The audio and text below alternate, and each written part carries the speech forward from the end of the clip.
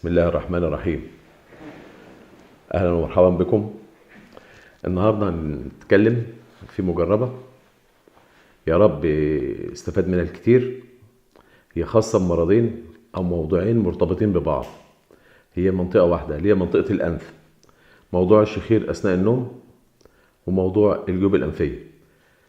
المجربة بتتكون من عنصرين أو مادتين. المادة الأولى هي زيت حبة البركة، والمادة الثانية زيت السمسم.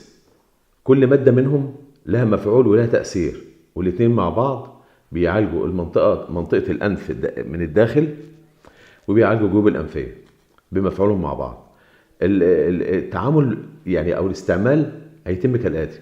أنا بخلط يعني ده زيت السمسم، زيت السمسم أو بيقولوا عليه زيت الطيب أو زيت السيرك، ودي زيت حبة البركة.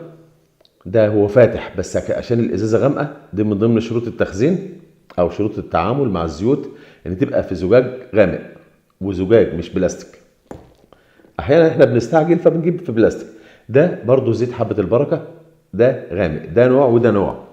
النوع الاول هو قريب من ده كده، قريب من الشكل ده كده. النوع الاول قريب من الشكل ده، بس عشان هو في الازاز غامق فمش يعني مش واضح قوي. فالنوع الاول فاتح، وده زيت حبة البركة العادي، وده الغامق ده الحبشي. ده أشد حرارة، يعني في طعمه لاذع عن الفاتح، يحس فيه إن هو شديد. فإذا حبيت تستعمل الغامق ده اللي هو الحبشي، أهلا وسهلا، وفي نفس الفايدة ونفس المفعول. وإذا حبيت تستعمل الفاتح، والفاتح هيكون أشد، قصدي أقل تأثير، يعني الحرقة بتاعته أقل شوية فيفيد برضه. يبقى هنا النسب متساوية. يعني لو حطيت 20 جرام زيت حبة البركة مقابل لهم 20 جرام زيت سمسم. لو حطيت 50 يبقى حبة البركة، يبقى 50 جرام زيت السمسم. بعد ما انا بخلطهم وبحطهم في قطارة زي دي، واساسي لمدة لا تقل عن اسبوعين. بنقط في الانف، في كل انف 5 نقطات. يعني هنا في كل فتحه 5 نقطات، 1 2 3 4 5 كده، واقوم ناقل على الفتحه الثانيه. لما بحط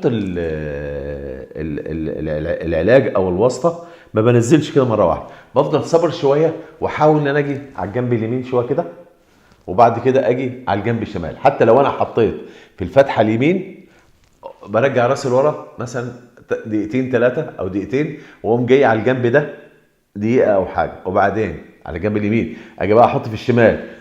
ارجع براسي بعد ما بحط، وبفضل راكن شويه راسي لورا عشان السائل ما ينزلش او الزيت ما ينزلش او الخلطه ما تنزلش، وبعد كده اقوم واخد على الجنب ده عشان التجويف من الداخل يتوزع فيه السائل. طبعا مش هقدر ان انا ادخل جوه حاجه توصل في الانف من الداخل، لكن انا بخليه هو اللي بسيله على الجوانب من الداخل. ويفضل معاها كل يوم الصبح قبل ما اكل اي حاجه معلقه صغيره بس من زيت السمسم بشربها.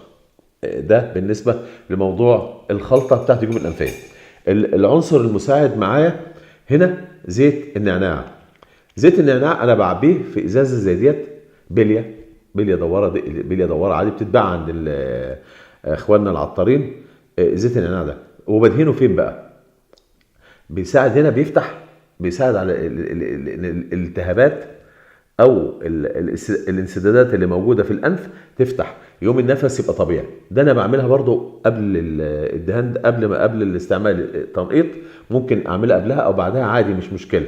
بس انا بجيب البليه وبعمل ايه؟ بمشيها على المنطقه دي اهو، المنطقه اللي هنا دي، وبدلكها خفيف كده، وبعدين اعمل هنا وادلك تدليك خفيف كده،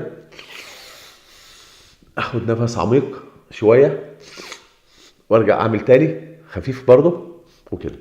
هنا بالظبط هما 3 4 دقايق تلاقي الدنيا دي مفتوحه معاك خالص على الاخر. ويا ريت نتاكد من الزيوت. زيت نعناع يبقى زيت نعناع طبيعي، ما يكونش زيت نعناع صناعي.